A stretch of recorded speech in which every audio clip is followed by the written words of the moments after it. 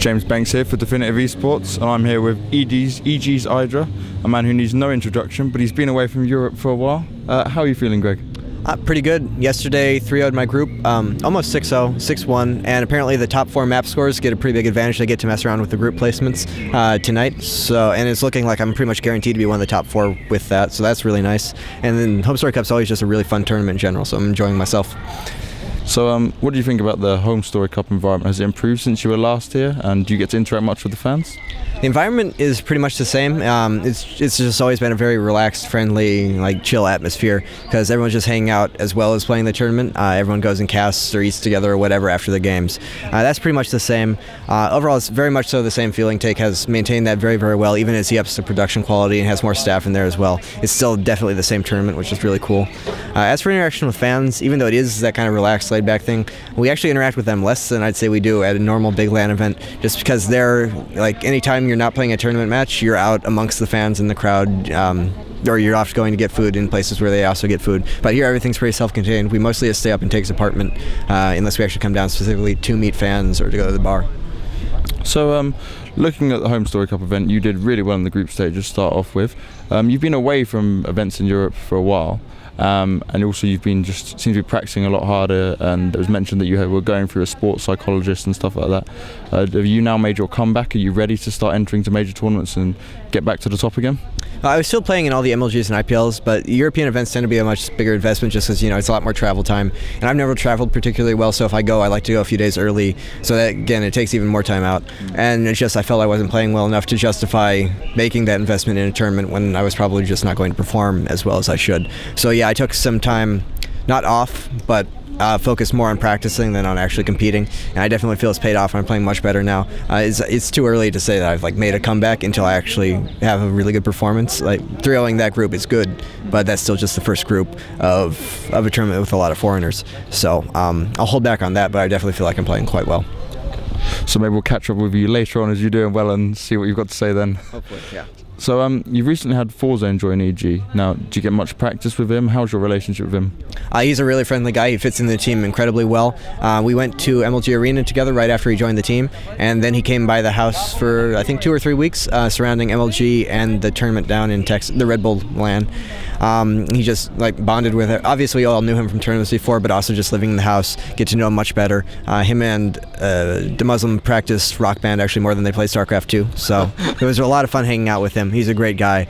As for practicing StarCraft 2, we played together while he was there, but unfortunately he's in Korea now, and our connection with Korea, just any foreign server, is not that good, so we haven't really played because of the latency. So recently there's been quite a few comments made about the EG house from people like Total Biscuits being brought up before, of how it's a frat house, even though you're obviously going to say it's not, but can you explain to us what the schedule's like and how you guys practice? We don't have a set schedule. We did at first, and then we realized that everyone, people like different sleep schedules. Jeff's up really early in the morning every day. People like DeMuslim like to stay up really late and then sleep really late.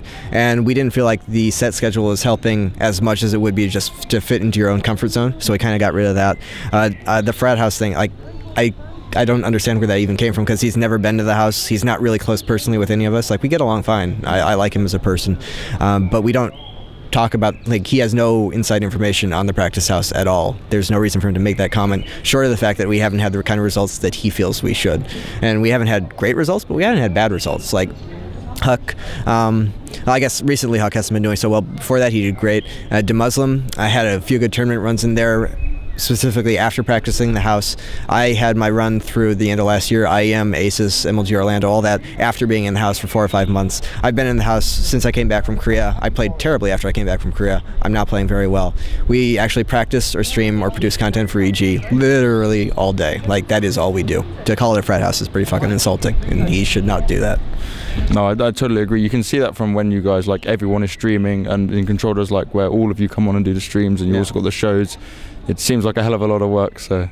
No, it is actually entirely a gaming house. This is not just our jobs. It's our hobbies, our passions. Most of us gave up everything from a stupidly young age. I dropped out of high school to do this. That's not a good choice. That's how important the gaming actually is to all of us. It's all we do, not because it's our job, just because that's what we want to do. So recently we watched a video of you received a load of gifts from fans. What's the best fan gift you've received? It actually might be the Kindle. It's hard. All of those gifts were really awesome. I got a Kindle and a bunch of really nice chocolate and a really nice bottle of scotch. And the chocolate is shared with all the housemates, so everyone thanks you guys for that. The Kindle is really nice. It also came with like 1,400 ebooks, and it's not even just like a random pack of ebooks. It's like a bunch of science fiction and fantasy and some of my favorite authors. So they actually picked it out really well. And while traveling, that's like the best gift you can possibly have. So that's absolutely awesome. I think that might be my favorite. Oh, that's just really impressive to get all that. It's really nice. Oh, I wish they all need fans to support you like that. So having that PO box bit where people can send in this like the mail and things, how important do you think that is, and do you think other teams should start doing that? It's great. Like anything that's interaction with fans, that's absolutely awesome. They're like the foundation of everything. If they don't watch us play, we can't have a job doing this. So we should appreciate them in any way possible. And it's really nice for us to like see how much we mean to the fans. Like getting that box, getting those packages, that's really awesome. And now going back to the game a little bit here, Korea or America, where do you feel most comfortable practicing, and where do you think is best for you? I feel that Korea is better for practice, and I'm very comfortable within the Korean practice system. I lived there for a long time, but playing like the StarCraft 1 system is actually more rigorous than the StarCraft 2 one, so I'm absolutely fine with that. But then living in the US, I'm living with my friends. It's a more comfortable atmosphere. I'm just like, it's my home country. I think everyone will be more comfortable in their home country. And honestly, I would expect myself to get better while I'm in Korea, because that is playing with better players and is a little bit more dedicated. Solely the practice part, we don't have all the other content that EG produces. We don't have as much of that going on there. So theoretically, I should be getting better while I'm in Korea, but just my results haven't really backed that up.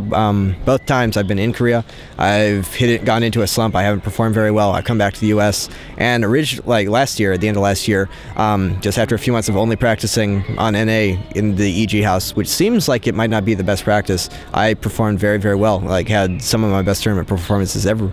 And now I've been back in the EG house practicing only on NA for a few months again, and I really feel like my skill is improving a lot, and I'm playing very well. So it seems like NA works better for me. Yeah, no, definitely. So your experiences from Korea, compared to StarCraft Brood War and StarCraft 2, what are the biggest differences, other than say maybe the practice hours seem a bit less in StarCraft 2?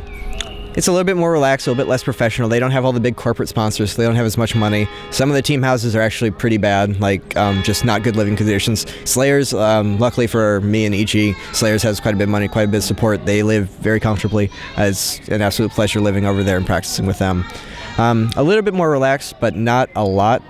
They still practice 9-10 hours a day, and a lot of the players will stay and practice more on their own. So not that much more relaxed. A lot of the culture from StarCraft 1 has transferred over, and it's just like, I don't want to say it's the people who didn't make it in StarCraft 1, because some of them were rising talents who would have made it in StarCraft 1, but it's just kind of like, it's like StarCraft 1 light, but not very light. Yeah. Okay, so any final words, anything else you want to say to everyone out there? Thank you for the interview. I also like to thank Team Evil Geniuses, all our great sponsors, Intel, SteelSeries, Monster, Kingston HyperX, Beyond Gaming, and Sapphire.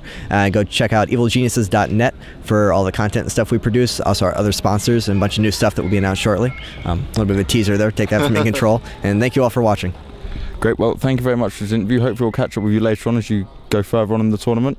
And it's been James Banks for Definitive Esports. Remember to check out all the rest of our coverage at d-esports.com.